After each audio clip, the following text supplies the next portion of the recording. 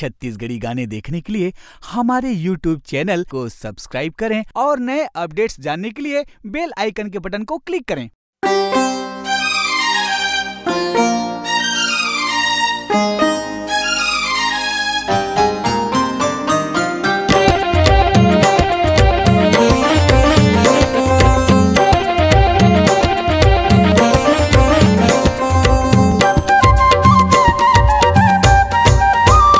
दुर्गा दाई के दरबार, महामाई के दरबार।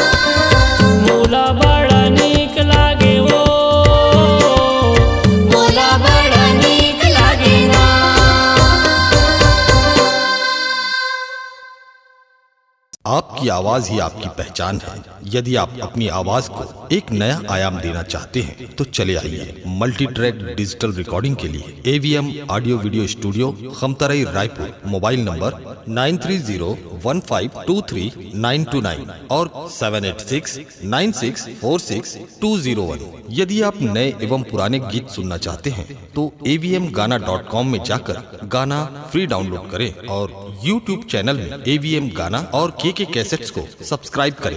आप सुन रहे हैं उभरते गायक लेख लहरी को। फोन नंबर है 7745982036।